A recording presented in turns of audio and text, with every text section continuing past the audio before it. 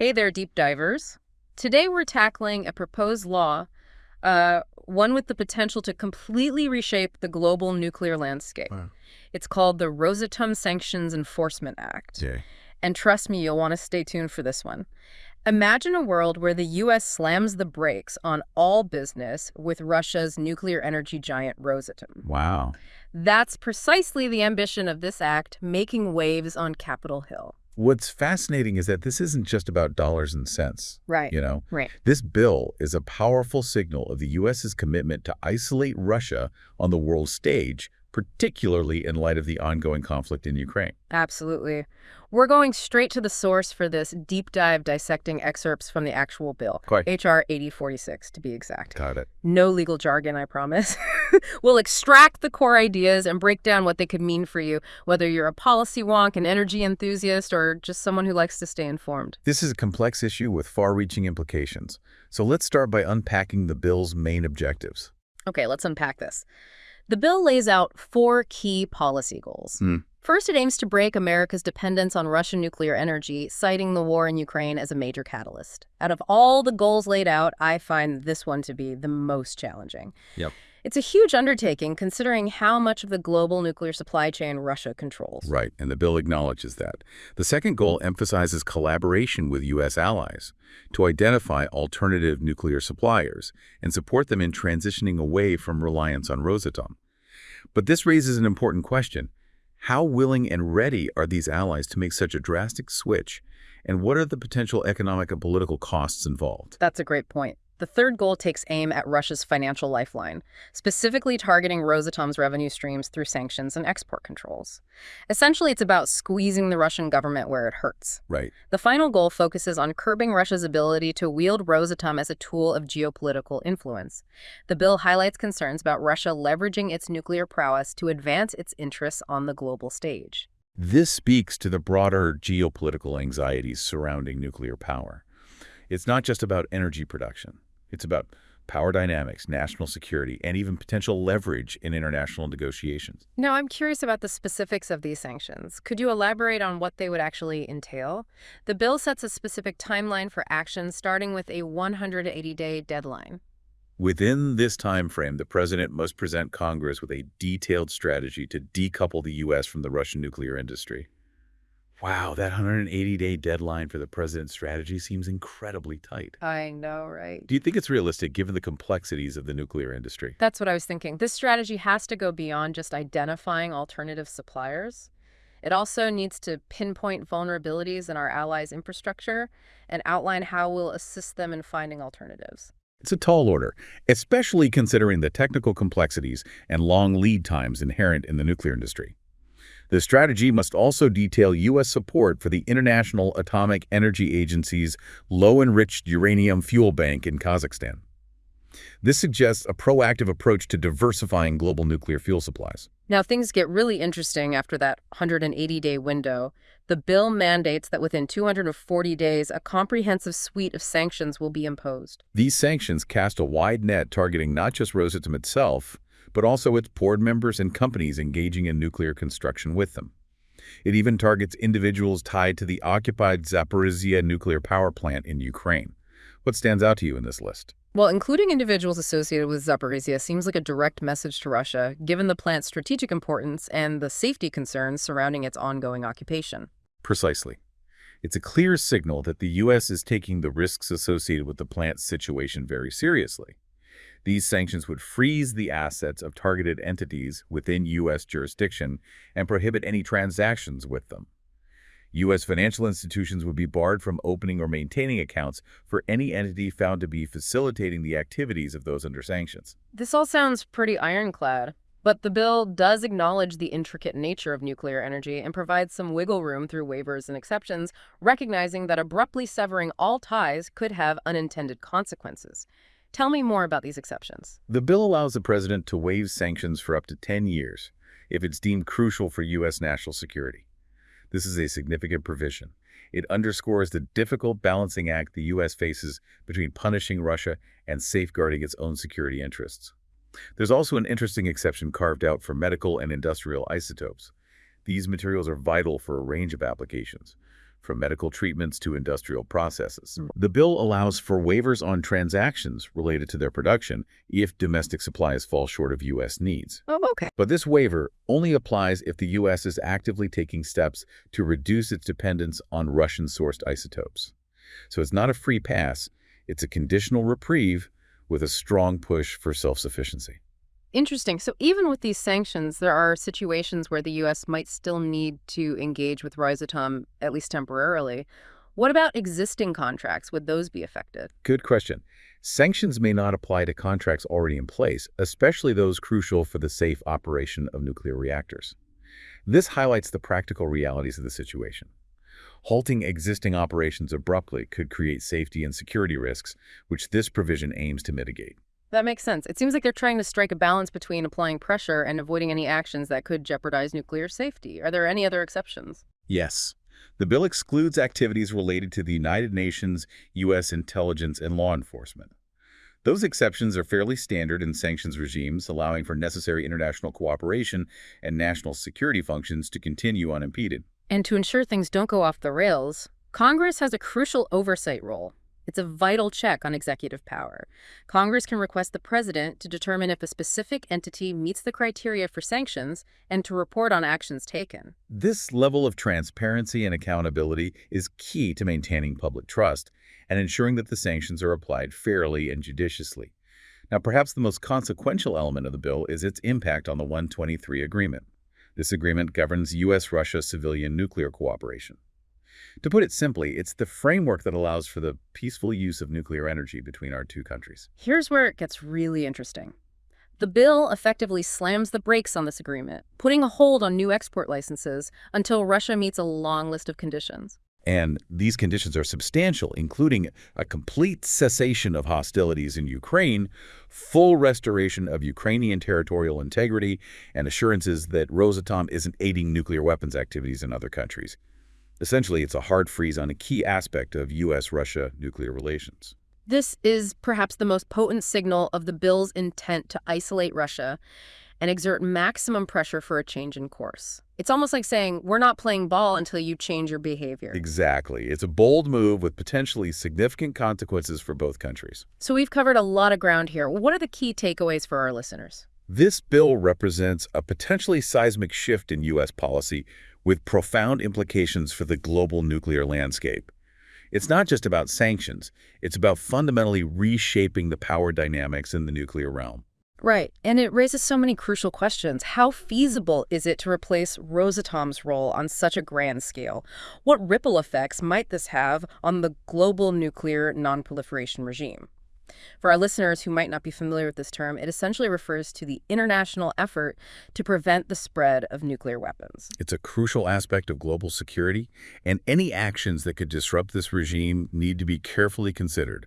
And let's not forget the economic and geopolitical consequences for both Russia and the U.S. It's a complex web of interconnected issues, and the stakes are undeniably high. This deep dive has equipped you with the key facts. Now consider this. If this bill becomes law, how might it reshape the global nuclear power balance? What unforeseen challenges and opportunities could emerge? These are important questions to ponder. Welcome back. Before the break, we dug into the nuts and bolts of the Rosatom Sanctions Enforcement Act. Now let's shift gears and explore some alternative viewpoints because, let's face it, this bill has stirred up quite a bit of debate. Absolutely. While the Act's goals might seem straightforward on the surface, the path to achieving them is anything but. Some experts argue that while aiming to break America's dependence on Russian nuclear energy is a laudable goal, the bill's ambitious timeline might be unrealistic.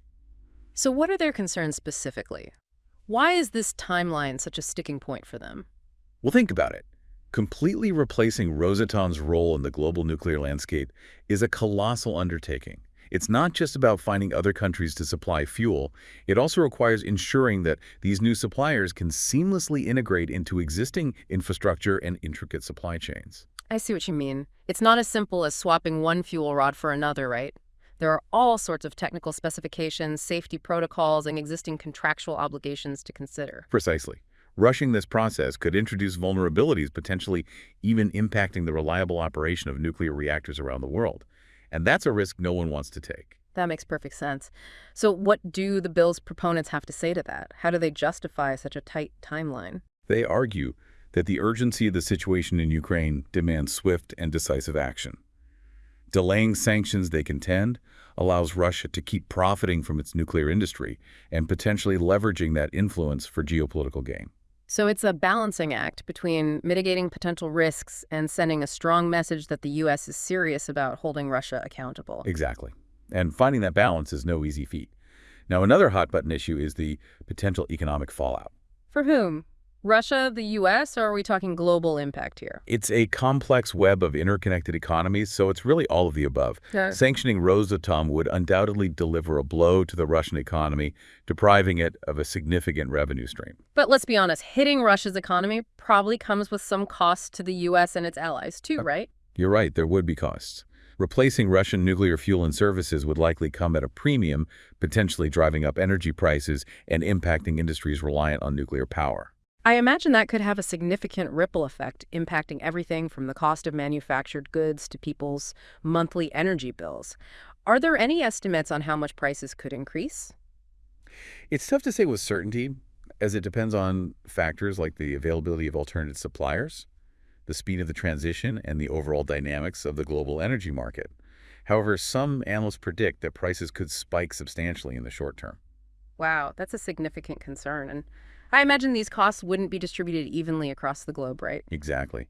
Critics of the bill point out that these economic consequences could disproportionately impact certain countries, particularly those heavily reliant on Rosatom for their nuclear energy needs. Imagine you're a country that's built your entire energy infrastructure around partnerships with Rosatom. Suddenly, you're scrambling to find alternatives facing potentially crippling costs. It paints a pretty stark picture, doesn't it? It does. It seems like trying to isolate Russia could have unintended consequences that ripple far beyond its borders. And it makes you wonder about the potential impact on global efforts to prevent the spread of nuclear weapons, what we call nuclear nonproliferation. That's another major concern raised by critics. They worry that pushing Rosatom away could inadvertently push Russia towards closer collaboration with countries that have less stringent nuclear safeguards in place. So we could end up with a scenario where, in trying to punish Russia, we unintentionally make nuclear technology less secure globally.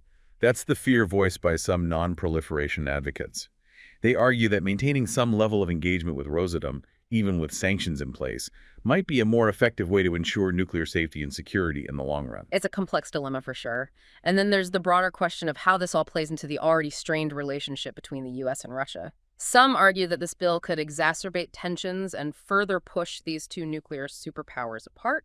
It's certainly a valid concern. When you corner a country, especially in a sector as sensitive as nuclear energy, there's always the risk of provoking unpredictable and potentially destabilizing responses. It sounds like a high-stakes game of geopolitical chess, with every move carrying the potential for unforeseen consequences. And there's one more angle we need to explore: the potential for this bill to inadvertently benefit China. That's right. As the U.S. and its allies distance themselves from Rosatom, China with its rapidly expanding nuclear industry is in a prime position to step in and fill the void. So by pushing Russia away, we could be creating an opportunity for China to increase its global influence. That's quite a twist. It is. And some geopolitical analysts argue that a more nuanced approach, one that balances sanctions with strategic engagement, might be more effective in achieving the bill's objectives without inadvertently empowering China. It seems like we're dealing with a tangled web of competing interests and potential consequences here. What are some key takeaways for our listeners as they try to make sense of this complex debate? It's crucial to remember that this isn't a black and white issue. There are valid arguments to be made on both sides, and it's important to consider the potential downsides alongside the bill's stated goals. Right. This goes beyond simply punishing Russia. We have to consider the broader implications for global energy markets, the delicate balance of power between nations, and the long-term security of nuclear technology. Absolutely. We encourage you to look beyond the headlines and delve deeper into the nuances of the arguments being presented. Consider the potential unintended consequences, the economic costs and benefits for all players involved, and the long-term geopolitical implications. It's all about informed decision-making. We've explored the potential benefits of the Rosatom Sanctions Enforcement Act and also examined some of the concerns and criticisms surrounding it. But there's one more crucial aspect of the story we need to unpack: the domestic political landscape in the U.S. That's right. To understand the likelihood of this bill actually becoming law, we need to look at how much support it has in Congress and the political dynamics at play. That's what we'll tackle after a quick break. We're back and ready to dive into the last piece of this puzzle. The U.S. domestic political landscape surrounding the Rosatom Sanctions Enforcement Act. It's all well and good to talk about potential global impacts, but what are the chances this bill actually becomes law?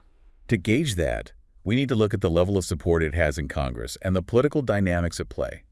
After all, even with the best intentions, a bill without enough backing is just words on paper right now. So where does the Rosatom Sanctions Enforcement Act stand in terms of support?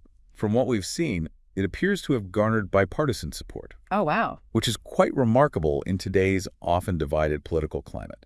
Both Democrats and Republicans are among the bill's sponsors, suggesting a shared sense of urgency about addressing Russia's actions and limiting its influence in the nuclear realm. That bipartisan backing certainly seems promising, but does it guarantee a smooth path to becoming law? Not necessarily. While support from both sides of the aisle is a good sign, there are potential roadblocks to consider. For instance, some lawmakers, particularly those representing areas heavily tied to the nuclear industry, might hesitate to support a bill that could disrupt existing contracts or lead to higher energy costs for their constituents. So we're seeing a potential clash between national security interests on the one hand and local economic concerns on the other. Exactly. And those local interests can wield considerable influence on how lawmakers vote. Plus, we can't forget that we're in an election year. Oh, right. For the presidential race on the horizon, things get even more complicated. You're right. Controversial legislation, especially anything with potential economic impacts, can easily become a political football during an election cycle. Precisely.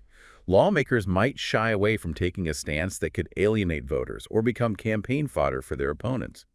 They might prefer to wait until after the election dust settles before casting a potentially risky vote on such a complex issue. So even with bipartisan support, the path forward isn't necessarily clear-cut. What other factors could influence the bill's fate? Public opinion is a big one. While this bill might not be a top-of-mind issue for most voters, there's generally strong public support for holding Russia accountable for its actions in Ukraine. That sentiment could translate into pressure on lawmakers to take action, even if it involves some tough choices. It sounds like we have a mix of encouraging signs and potential hurdles. What's your take? Do you think this bill has a realistic shot at becoming law? It's tough to say definitively. There are compelling arguments on both sides, and the political landscape is always in flux. However, the bipartisan support the bill's focus on a pressing geopolitical issue and its alignment with public sentiment suggest it has a fighting chance. It seems we'll just have to wait and see how this political drama unfolds. But even if this specific bill doesn't make it across the finish line, the debate it has sparked is incredibly important. It shines a light on the complicated challenges and difficult choices facing policymakers in a world grappling with a resurgent Russia evolving energy dynamics and the ever-present concern of nuclear proliferation. I completely agree. This deep dive has taken us from examining a single piece of proposed legislation to exploring a web of interconnected global issues. It highlights how seemingly isolated events can have ripple effects far beyond their initial scope. It underscores the importance of understanding the complexities beneath the surface and how crucial that is for navigating our increasingly interconnected world. So to our listeners, we encourage you to keep exploring these issues, to challenge assumptions, and to engage in thoughtful discussions about the future of nuclear energy, global security, and the role of the U.S. in shaping these evolving landscapes. Remember, informed citizens are essential for ensuring sound policy decisions and fostering a more stable and prosperous world. Thanks for joining us on this deep dive. Until next time, keep seeking knowledge and questioning the world around you.